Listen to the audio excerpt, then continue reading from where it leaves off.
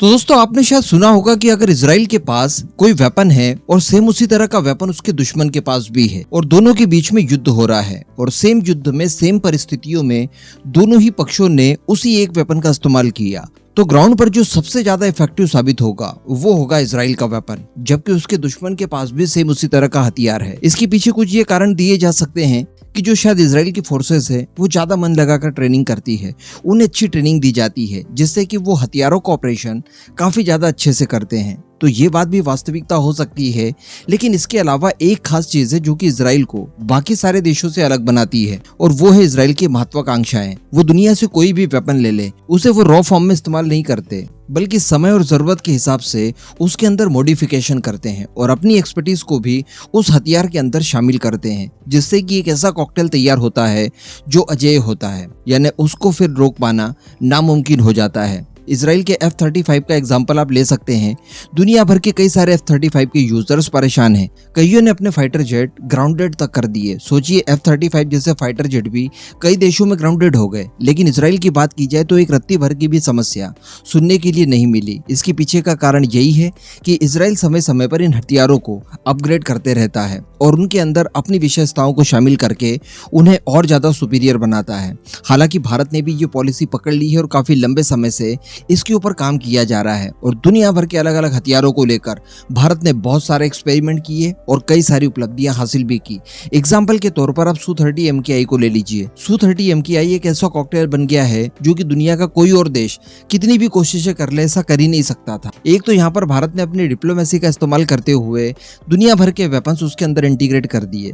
सोचिए आप Russian platform में इजरायली हथियारों का इंटीग्रेशन कर सकते हैं क्या? संभव ही नहीं है, लेकिन भारत ने ऐसा किया। इसके पीछे खैर मान सकते हैं कि भारत के अच्छे फॉरेन रिलेशनशिप हैं जो कि काम आए, लेकिन बाकी अगर इसके एवियोनिक्स की बात की जाए, इसके अंदर देसी आर्मामेंट्स की बात की जाए, तो ये सारी चीजें भारत ने खुद के बूते तैयार की और अपनी विशेषताओं का इस्तेमाल करते हुए एक ऐसा कॉकटेल तैयार कर दिया जो कि Su-30 MKI होकर Su-35 का भी मुकाबला करने के लिए पूरी तरह से तैयार है। कहने का मतलब भारत भी अब बैठा नहीं रहता और जो भी हथियार खरीदता है उसे रॉ फॉर्म में इस्तेमाल नहीं करता, बल्कि उसके अंदर अपनी टेक्नोलॉजी को ऐड करने की कोशिश करता है और उसे और ज्यादा सुपीरियर बनाता है। और इन सब चीजों को लेकर भारत पहले ही हथियार निर्माताओं से शर्तें मनवा लेता है। अब ऐसा ही कुछ करने जा रहा है भारत। अगर मैं आपको कहूं कि कोई अमेरिकन विमान जिसका इस्तेमाल भारतीय नौसेना करती हो, उसमें आप उस मिसाइल का इंटीग्रेशन करवा सकते हैं जो कि हमने रशिया की मदद से बनाई हो, यानी ब्रह्मोस। लेकिन ऐसा ही कुछ अब संभव होने जा रहा है। हम सभी जानते हैं कि भारतीय नौसेना सर्विलांस के लिए, मैरीटाइम पेट्रोलिंग के लिए और साथ ही anti ship anti submarine warfare के लिए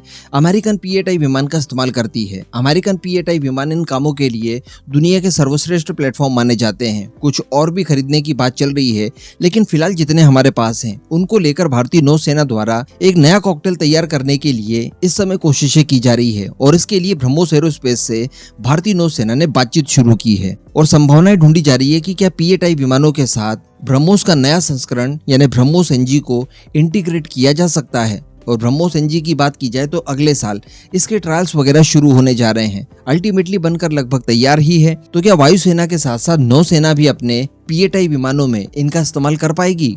क्योंकि अगर ऐसा संभव हो जाता है तो ये P-8I विमानों को बहुत ही ज्यादा लिथल बना देगा। एक तो जो ब्रह्मोस मिसाइल है, ब्रह्मोस NG है, वो 3.5 मैक की स्पीड से उड़ने वाली मिसाइल है। अल्टीमेटली इसे मारकर गिरा पाना तो छोड़ दीजिए, इसे देखना तक मुश्किल हो जाएगा। इसके अतिरिक्त इसकी रेंज भी P-8I विमान में जो इस समय इंटीग्रेट की गई एंटी शिप मिसाइल है उससे कई गुना ज्यादा होगी और साथ ही इसकी एक्यूरेसी भी शानदार होगी।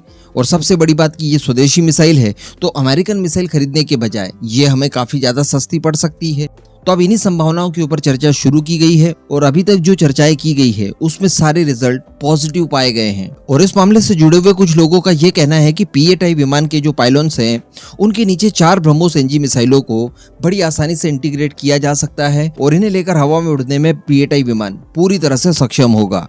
क्योंकि जो P-8I विमान के पायलट्स हैं उनमें प्रत्येक अंडरविंग कम से कम 1.3 टन का एडॉप्शन का समर्थन करते हैं, यानी बड़ी आसानी से ब्रह्मोस NG को एक अंडरविंग उठाकर लेकर जा सकता है। तो इस तरह से एक साथ हम लोग P-8I विमानों में कम से कम 4 ब्रह्मोस NG मिसाइलों का इंटीग्रेशन कर सकते हैं। हालांकि फिलहाल इसकी टेक्निकल बारीकियों के ऊपर ध्यान दिया जा रहा है, क्योंकि हम सभी जानते हैं कि ऐसा करने से पहले अमेरिका की कंपनी बोइंग के साथ हमें स्वीकृति लेनी पड़ेगी और उनकी स्वीकृति मिल जाने के बाद ही ब्रह्मोस NG मिसाइलों का इंटीग्रेशन P-8I विमानों में किया जा सकेगा। लेकिन उनसे परमिशन ली जाए इससे पहले हम लोग हमारी व्यवस्थाएं पूरी करना चाहते हैं और इसी वजह से सारी संभावनाओं को तलाशा जा रहा है। अभी अगर फिलहाल की बात की जाए तो P-8I विमान 5 टॉर्पीडोज के साथ 4 की संख्या में AGM-84 एल हार्पून ब्लॉक 2 मिसाइलों को लेकर जाता है, जो कि हवा से लॉन्च की जाने वाली एंटी शिप मिसाइल्स हैं। अब इन मिसाइलों की बात की जाए तो ये सबसोनिक है, यानी 1 मैक के अंदर ही इनकी स्पीड है और रेंज की भी बात की जाए तो 200 किलोमीटर की रेंज देगी। लेकिन वहीं पर अगर हम लोग ब्रह्मोस NG इस्तेमाल करेंगे